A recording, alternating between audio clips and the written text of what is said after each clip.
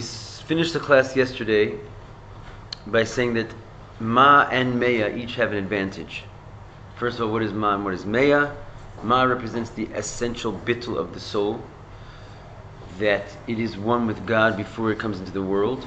And when it comes into the world, that nothingness, nullity that it has becomes concealed, right? But it has it. It's like the pintele yid, basically, of every Jew. Or what makes a person Jewish is that they have this Ma that they retain from their essential source.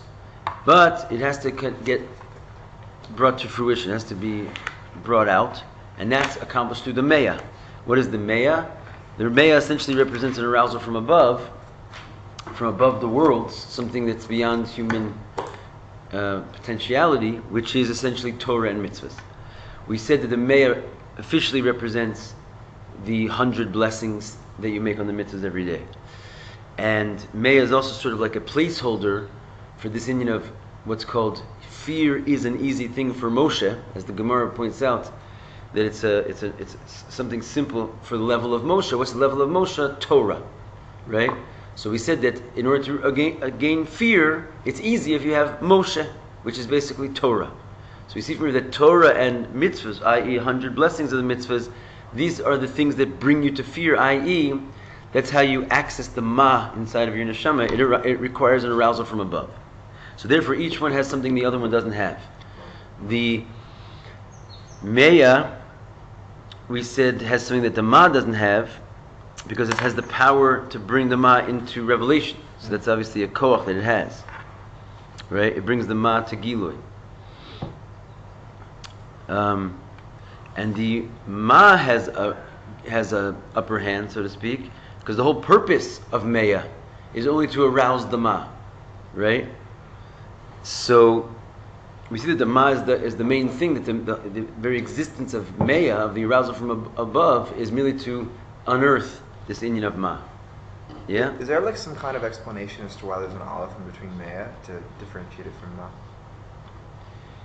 We said, Simcha said that if you take that whole pasuk, Ma Hashem Elokecha Shoel Mi'imach, it comes out to the gematria. It's in the Baal Turim. He said the gematria of 99. So if you add one aleph, it becomes Meya. That's awesome. That is so cool. We said as well also in the Mimer he said that the union of Meya equals Shleimus HaMispar, the total number. And what is the total number? It represents the union of 10 times 10, which is Kesser, which is Sovev. Right. And what is Sovev is the union of Pele. It's like a wonder. Pele is the letters Aleph. So you put the Aleph into Ma, it goes on the union of Kesser. Okay, Hey. Because it's still like above the Seir Shlashlis. Yeah. Right. Good deal. V'yuvan ze al pi hamavur ba'maimer, divra maschil ze, shebehemshech Ayin Beis. Okay, here's where things get interesting. Up until now is the easy stuff, we could say. That all this can be understood deeper according to what's explained in the Maimer from Ayin Beis, right? The great Ayin Beis we spoke about in the beginning of class, the beginning of this Maimer. This is a extremely long hemshich of several thousand pages from the Rebbe Rashab, and basically it's like the end-all be-all of Hasidic meditation, you could pretty much say, right? Every single sugya in Hasidus, every single topic is explained in there, and in perfect harmony with all the other ones. And it's basically, they call the Rebbe Rashab the Rambam of Hasidus, for this reason that what Rambam accomplished with the sea of the Torah and the infinite, missing, hanging pieces everywhere, and just sort of codified it for the first time in history and for all of time. This is what the Rebbe Rashab did for two Hasidus, to the Pnimis of Torah, and primarily it's an Ayin Beis, right? You might say. And he was the father of the Frierdiker Rebbe? Yeah. Wow. So in Ayin Beis, he has a mimer that's entitled the same thing that ours is entitled, but it's in the middle of a whole conversation that comes to the several maimurim before it and continues through the several maimurim that come after it. It's a hemshech, they call it. Many maimurim strung together to tell you, a particular Hasidic idea. So in the midst of this, Rabbi says we can tap into this to understand what we're talking about here. Shachiluk bein or hamamale leor hasovev. Over there, it starts off with the conversation of the difference between mamale and sovev, the light which fills the worlds, the light which surrounds the worlds. Hu gam b'shorsham lifnei hatzimtzum, and it says the difference between them also exists in their root before the tzimtzum. Right. So let's just discuss what they are after the tzimtzum, so then it'll put it into better context. What it means that they share that also in their root before the tzimtzum, right? So what is it called or mamale and or sovev? So in general, every level of light which is at a higher frequency than what the vessels of a particular world can handle, can perceive, is called sovev to that world. And every single world has many levels of sovev that's surrounded. No matter what world you are, there's always a higher level of divinity which can't be perceived within the framework of the vessels of that world. And that light is called sovev. Whereas the light which does come into that world and encloses itself into the vessels of that world, and therefore can be perceived, it comes to fruition and fills out the objects of that world, that's called mamale, right? So the truth is that all of that process, which basically is going on through infinite numbers of worlds, right? That each one has their mamale and each one has their sovev. All of it, in a certain sense, is inside of the light of the kav.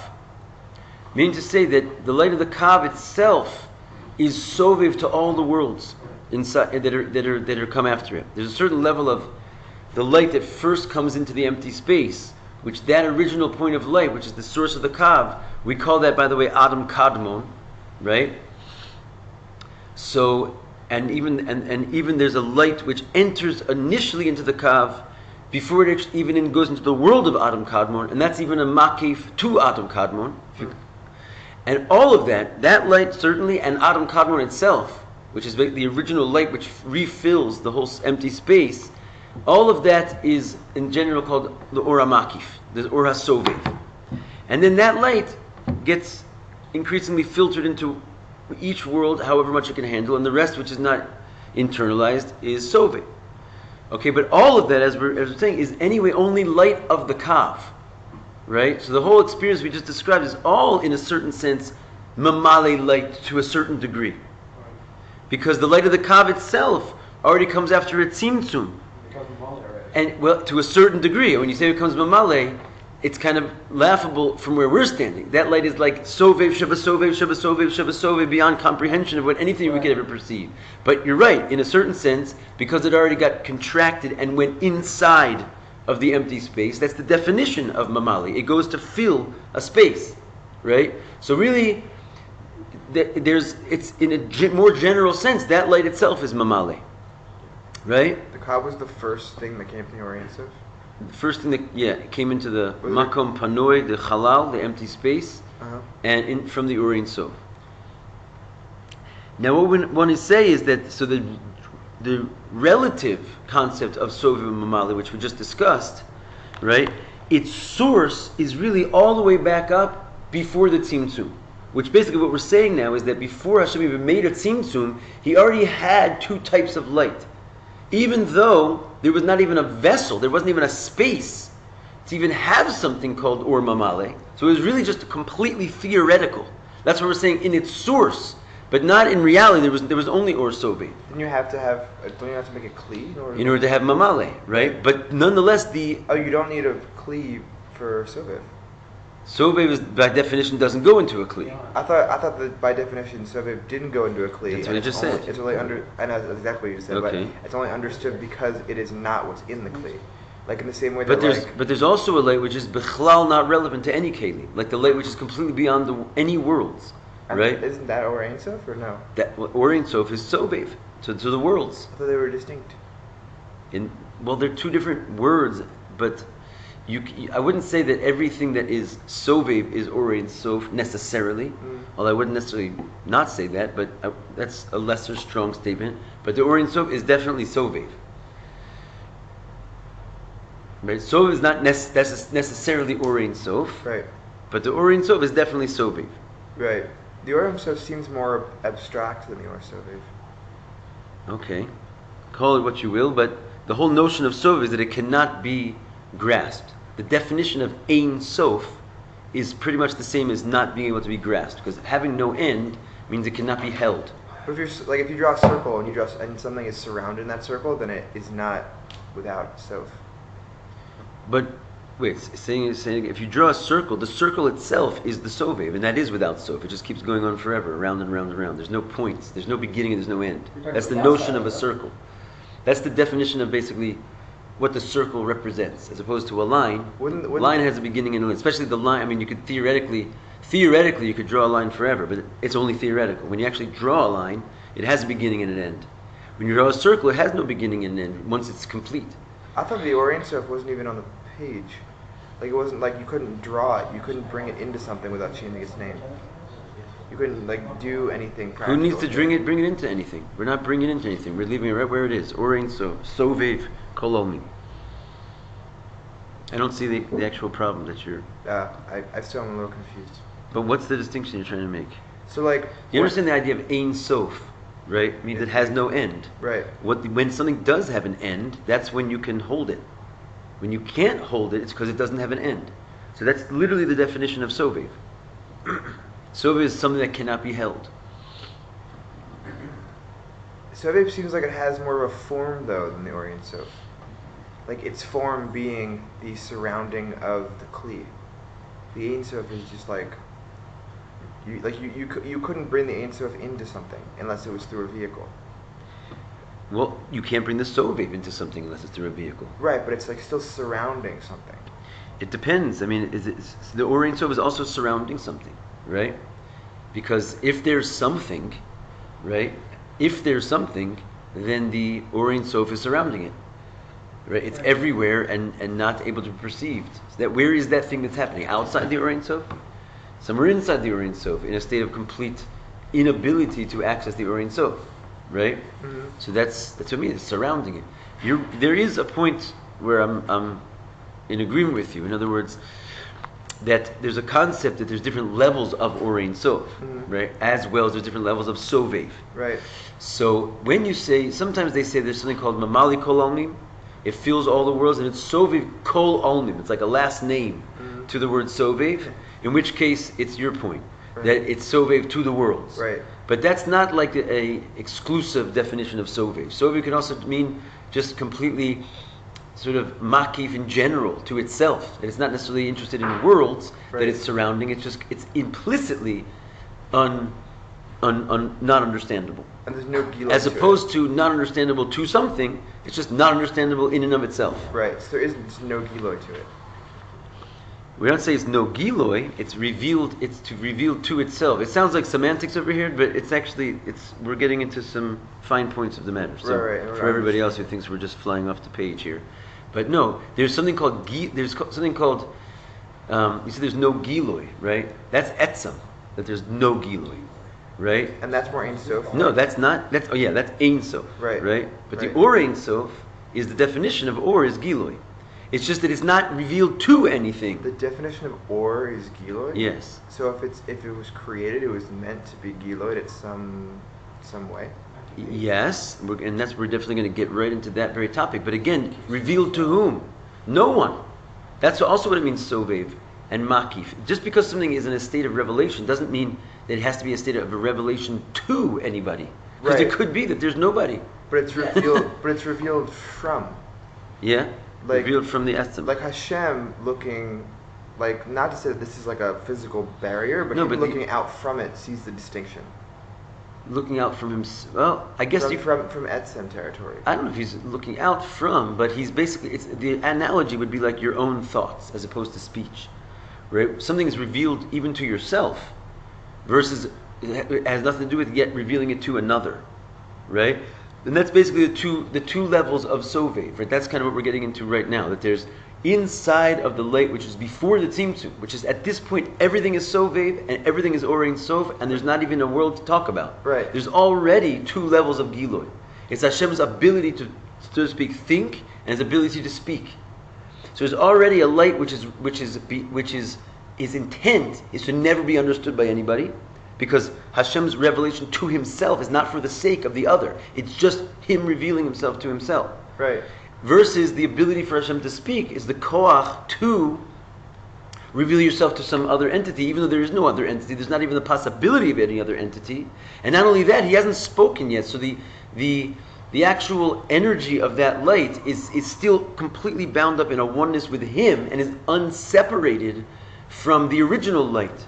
Right? And so therefore it's identical at that level with the original light. Right. So so this is what we're going to see in a second. It's called the source of sorve and mamale. But this like creates the foundation for like future things to be able to be That's possible. exactly right. So we're saying that now we can put the pieces back together and hopefully go back into the mimers, because what we see in this world, which we said a moment ago was a relative sorve and mamale, it has its root in even the light before the tzimtzum. That there is such a thing called a difference between mamale and sorve, even in their root before the tzimtzum, and with that we're seamlessly back inside. And there's nothing beyond etzem, by the way. Like etzem is like the core, and like everything that goes out from that is like what we can talk Giloy, about. revelation. We could talk about the etzem also. Unlike if you look into the writings of the Arizal, he says that, there's things upon which that are so high that you're not supposed to speak about them.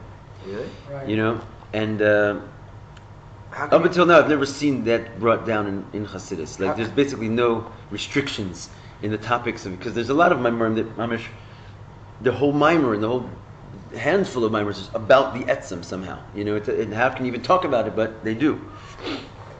Let's go on inside. I'd like to make some progress here. So he says in the second line down of Os He, the source of sorve and mamale exist in their light even before the tzimtzum. And here's how. This that the light of the kav, which is really the or mamale, as we just got through saying, because that's the origin of it when it actually separates and goes into some space. It's not the origin, but it becomes that, right? Right. Okay. I mean, that's the first time it actually happens. Right. Before that, it's just potential. Right.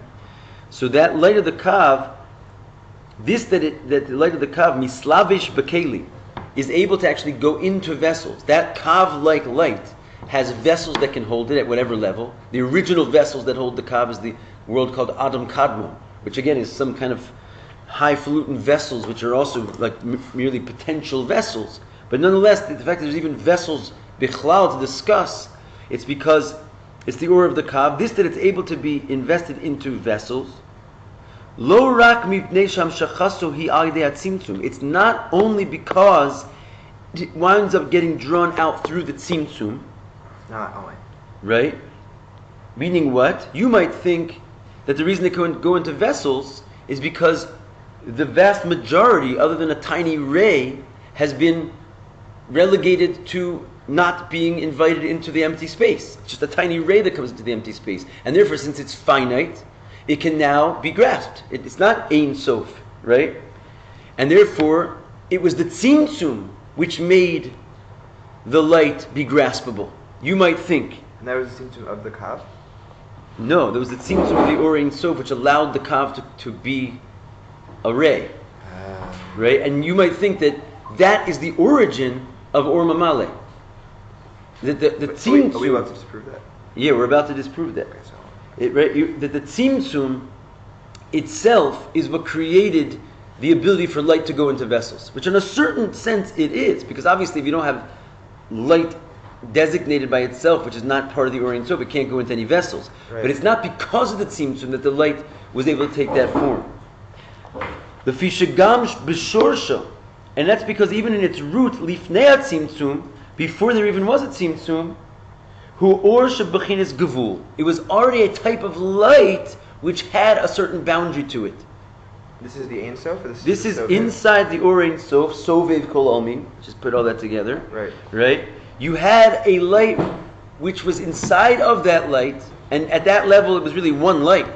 But there is a subtle distinction between two types of light that are really shining as what's called the Or Ein Sof. And we're going to see in a second, this is sort of like the difference between the two things that we called Meya. I'm going to sort of color this with the beginning of the Mimer, because otherwise we're going to get lost. But remember we said there's two things called Meya, right? What are they? Meya is the 100 brachas. And Meya is the mitzvahs, Torah, Stop. Moshe. No, okay. Sorry. Wait, don't get too lost. 100 brachas on the mitzvahs, Right. and Torah, which is Moshe, right?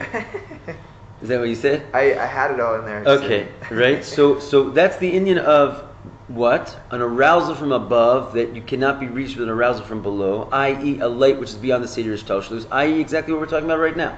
The Orein Sof, which is beyond the Seder Ishtalshlus. It has two parts, right? And we actually wound up saying in the previous os, the little os right there, that which one was more preferable? Do you remember? If you access the fear through Mea Brachas versus Torah, which one's more preferable? Do you remember we spoke about that for a second there? Which one was it? Torah. Why? Because Torah instills it in you? It comes into more of a panimi. Because Right. Torah is comprehensible, Right. even though it's elokus, but it's elokus at a state of comprehensible somehow. It's like a miracle. Well, that's exactly what we're talking about right now. There's two levels of the Orein Sof, which is basically this Indian of Mea, or Brachas, or Torah. But one is already like Orein Sof in a state of gvul, in a state of limitation, which is very strange, because we're talking about the Orein Sof, which is completely beyond the tzimtzum and unlimited. That's the first part. But nonetheless, it comes in some type of state of limitation. Right. That's the idea of the source of Mamale light inside of the Orein Sof, which is basically what we're going to call. That's like the Indian of Torah, right? Because it's basically So it's it can be grasped, So it's like even Mamale though it's light. totally infinite. It's not. It's like Mamale light, but it's not. But it's the whole thing is Right. that it's Torah. It's the Orein Sof Right. beyond the Seder Shtosh. It's nothing have to do with Mamale. Right. It's just that inside of there's something Mamale like, the Shoresh, the source of Mamale. Therefore, when you access the Orein Sof of that breed, it actually has much more of a deep panemius effect on you, because it brings infinity into a finite place and Right. means it, because it's the source of finite inside of infinity. This is why it's using the word mislabesh, which I think is such a brilliant point, because it's not that it is that, it's that it dresses itself up in that. Well, he only used the word Wait. mislabish when it comes to the Killing, light that killing, came killing. after the tzimtzum and went into the cave. But the Torah isn't like a Mamale thing. It dresses itself up in Mamale, and within letters and within stories and within things like Right, that. But okay. it's really just an Orein that's Sof. what Right, That's that's what you're basically saying. exactly what we're saying. Yeah. Right. All right. So anyway, I don't want to go too much back. Let's try and understand the Indian where we are. But I'm just kind of putting the pieces together. Right. So he says, Adam Yaakov, you all right? Too much light over here? Here, come join us. The fishagam b'shorsho lifnei atzimtzum hu or b'shebechinas gavul. So what we're saying, that even it's not the tzimtzum that makes the light limited. It's that even before the tzimtzum, it is intrinsically has a root that there's a type of limitation or boundary inside of this infinite light. Dezeu shagam lifnei atzimtzum yesh eser spheres haganuzos, and there's a name for that. In fact, it's called the eser spheres haganuzos.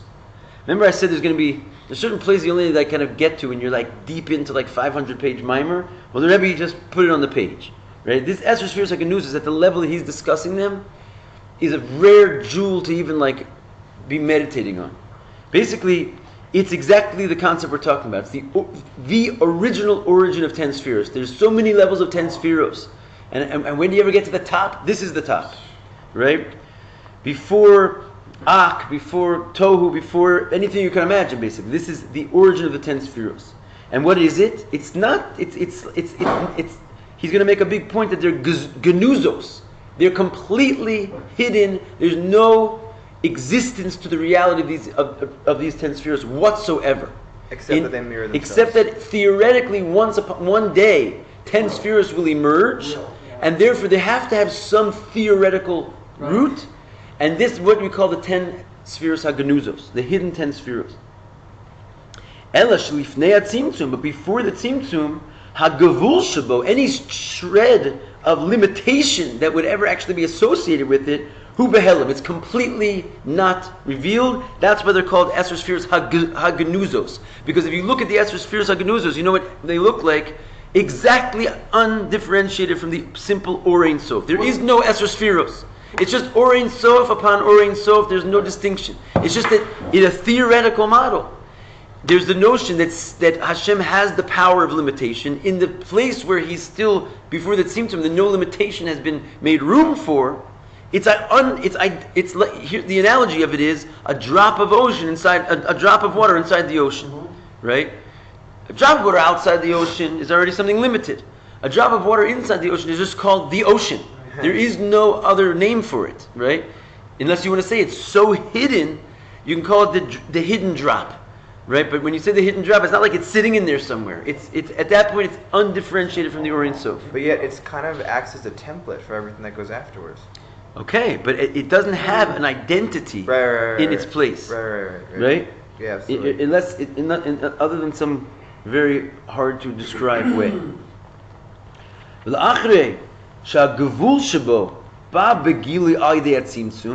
tzimtzum does serve this purpose, because he says that after its potential to be limited comes to revelation through the tzimtzum, right? So it's already there. It's not like the tzimtzum makes it there. By the way, this is a big thing, because there's shitas in Kabbalah which don't hold like this. And in other words, not so clear they don't hold like it. It's really like sometimes like a machlokes between the Ramak and the Arizal, or different Perushim, how people understand the Arizal, and it's a very, very deep, complicated thing that is not for any simple people to enter into. But the Rebbe Rashab is not a simple person, and he tackles all these things.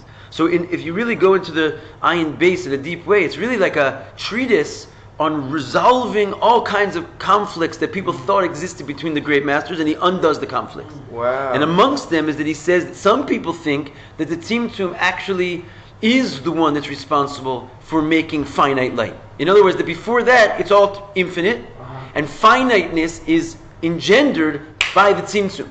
So this whole notion of and some people say those are the Esher Spheros HaGenuzos.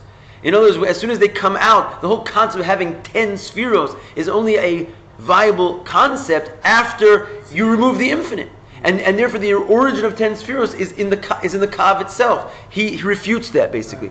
And he comes and says that there's 10 spheros inside the Ein Sof, and that's like a different, unique strain of Ein Sof that's, as I said, totally swallowed up and lost inside of the Ein Sof. So it's insignificant, the difference in its source, but it still has a source there. And this is... And Mamale too then. Like that's the source of Mamale. That's the source of Mamale, that's the point. But it comes to Giloi only through the Tzimtzum. So Yisrael, of course, agrees that the only time you actually see real Mamale light is through the Tzimtzum, but the source of Mamale is already the 10 spheres which are hidden before that. That makes sense. It does, but it also doesn't. Because like when we think of the Ein Sof, we think of it kind of having its like no boundaries and no distinctions, where like this is a boundary in potential. Right. Right. And that's what he calls it. B'yachalto lislavish became only after through this tzimtzum, then it actually has the ability to truly invest itself inside of vessels. Before that, before the tzimtzum, it's theoretical mamale, but it is not yet able to be actually put in vessels. So if you would take that, even that Esher Spheros HaGenuzos themselves, and you would try and put them into vessels, any vessel, even the highest, most pristine vessel, before the tzimtzum, it's not going to work. It's equal to the Or Ein Sof at that level. So the tzimtzum affects. So what does the tzimtzum ultimately do? Refine it somehow? It removes. But the tzimtzum, the Rabbi Yishai kind of repeats himself often over there because it's a very subtle, complex idea. The tzimtzum has two functions. It removes all the light from the space. It removes both types of light. But it also is the first time that there is a delineation between the two lights.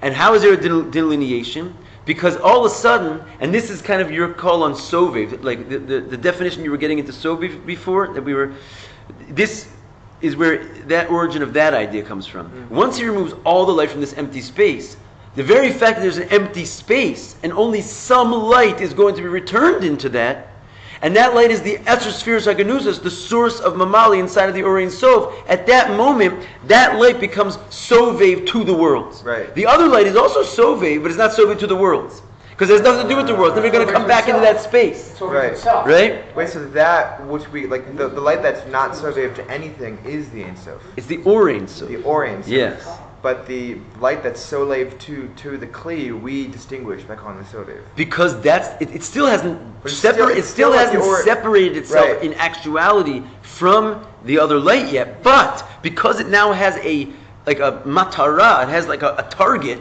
It's already delineated, as it were, because that's the light that's going to come inside of there. It's really only distinguished by people like us who are living from this inside.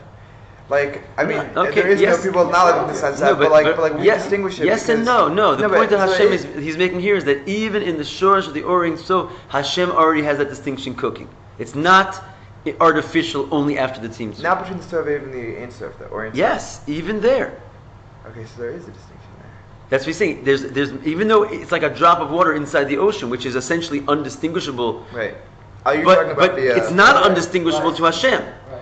right? He makes this distinction even at that level, He's having an idea that someday, right? out of this gigantic body of water, It's also before time. I will bring a will drop. extract a drop. Yeah, Exactly. It's just the thought that Right. gives it some type of existence. Exactly. It doesn't materialize. And as far as that's exactly right. As far as Hashem is concerned, and as far as the drop is concerned, it already feels drop-like as soon as basically all the entire ocean disappears. The entire ocean disappears, and with the drop. So why is the drop getting all excited? Because he's the only one that's going to reemerge. So his purpose in life, even when he's still not emerged, already calls him Soviv Kolonim. Like he has like a direction, right, that he's going to come again. The terms get fuzzy when he calls Soviv because he's actually the source of Mamale. Yeah. But at that point, he's delineated from the rest of the ocean because he's the drop that's going to come and emerge. But this is all happening before time was created. Well before time. Right. So if it's before time was created, then how can Hashem have thoughts? Because his thoughts are not like your thoughts. Thought That's what it says. You can't, only in some ways, because there's the analogy of Hashem's thoughts and our thoughts go together. We use them whenever we can. Right. But in terms of the fact that we're limited in time and space, and that we can't understand what it means to live in an area beyond time and space, Right. the analogy doesn't go that far. Right. Where does it go there? We have a verse for that. Your thoughts are not like my thoughts. Right? So we can't take it too far. But So did the Tzimtzum create the Kli also, or did the Tzimtzum just reveal the light that's that would have another been ready for the very, Tzimtzum? very, very deep question. They're just like it doesn't create the Kli. It's exactly the same thing that we just said here. It's just like the Tzimtzum didn't create the Or HaKav, right? But it did. Right. It didn't create the origin of it, but it actually, like when it came down to practicality, it couldn't happen without the Tzimtzum. The same exact thing is true regarding the place of the Tzimtzum itself. In other words, that there was already an empty space before the Tzimtzum actually made it so, but until the Tzimtzum actually makes it so, there's no such thing as an empty space. There was an origin of Kalim before Kalim came into existence, just like there was an origin of the light that would go into those Kalim before the Tzimtzum came into existence. And this is like the root of all roots, that inside of the Etzem of Hashem, he has like an on and off. He has light and vessel. He has the ability to express himself and the ability to not express himself. Essence and Gilui. All those things are the same. So before anything happens, basically he has both of these qualities. Not one creates the other. It's like the soul does not create the body. The body does not create the soul either. They have two distinct roots, which in their essence are somehow simultaneously one, because that's what God is. Right. But there's not like different levels of the Ein Sof. Like this is so hard to comprehend that like something could happen, could like be inside something that's infinite and not be infinite. Yeah, it is hard to comprehend. It's actually, that's on that exact thing, the Rebbe Rashab, the great Rambam of Chassidus, says, if I would know him, I would be him. In other words, you cannot understand that, right? Because it's basically finite and infinite at the same time. It's just like trying to say, like, the question you had about, like, Hashem's time process with thinking. It's just like, Right. you're in a box that does not have the tools to put that together. And we're just trying to muscle it together. The and crazy thing is Chassidus comes in and starts like a conversation about this and like doesn't stop, so it's like what you're meditating. This is what we mean when we say you're having his bonus on the romamus of the Or Ein Sof. Like you're meditating on something that cannot be understood, and you're just sitting there meditating on it, right? What that does to you is it brings you to a state of total bittul.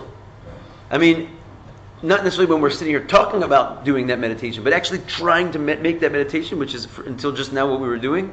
It's like, where are you in this process? If in fact finite is inside of infinity, that means you're in Saivan Fidi and you don't really exist, but you do exist. Like you wind up being in this state of basically pure godliness. And awe. And this, I was talking to my wife about it actually yesterday, because we were saying that, you put on a song and the song could be in your head for like an hour afterwards, or sometimes days, And if you think about it, we always say, you find all the time in Chassidus, and it kind of drives some people crazy.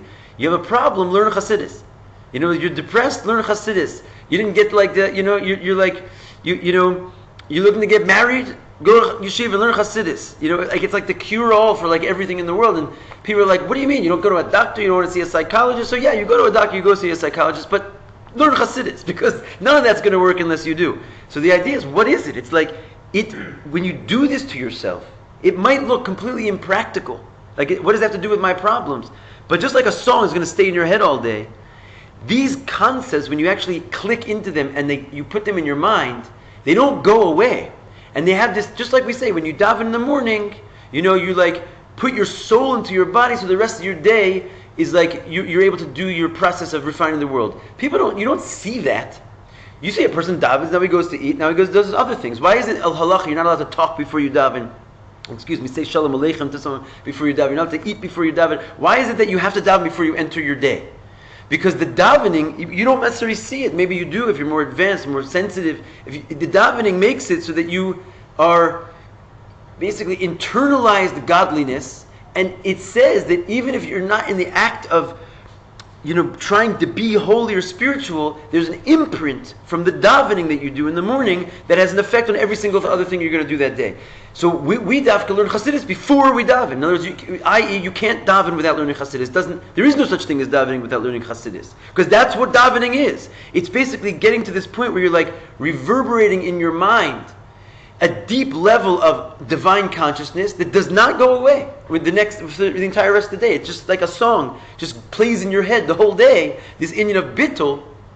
Can it be conversely at all? That you daven can be converse side. If you daven, you can really get deeper in your Chassidus. That's why we daven before Chassidus 100%. Daven first. No, never. It can never happen. You can do whatever you want, but that means you didn't daven.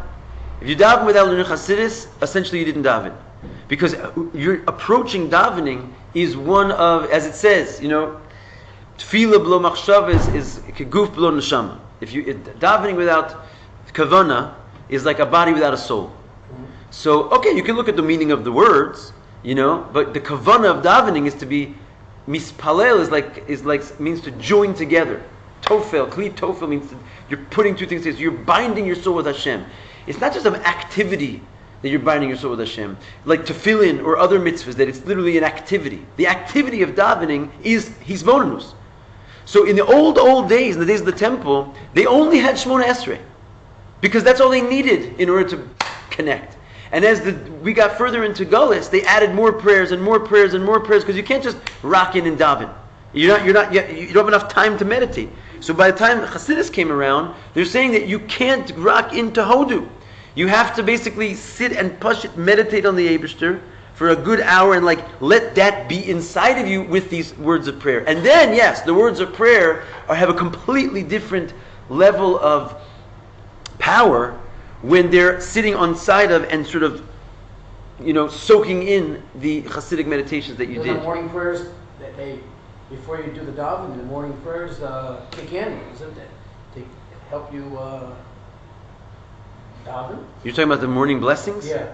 Okay, everything has its place. But the fact is, there's no substitute for learning Hasidus before you daven.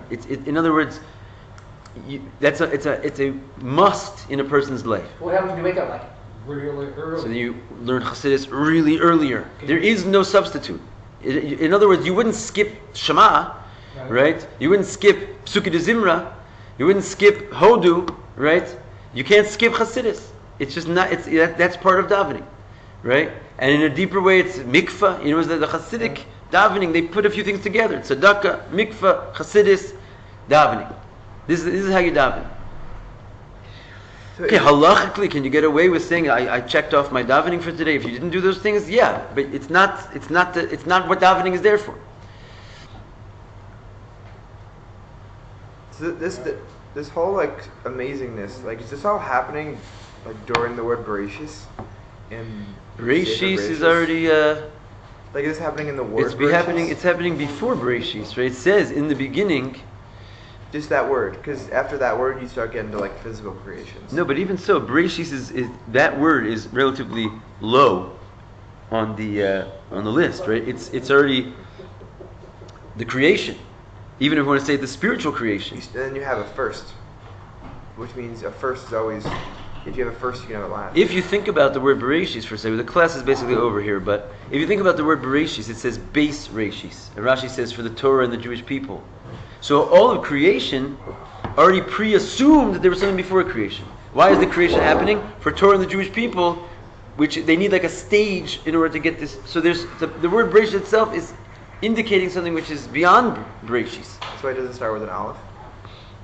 Not now. Right. But yeah, in a certain sense, it is indicating something that happened before it, definitely. And it is said as much that the reason it starts with the base is to indicate there's something was before it.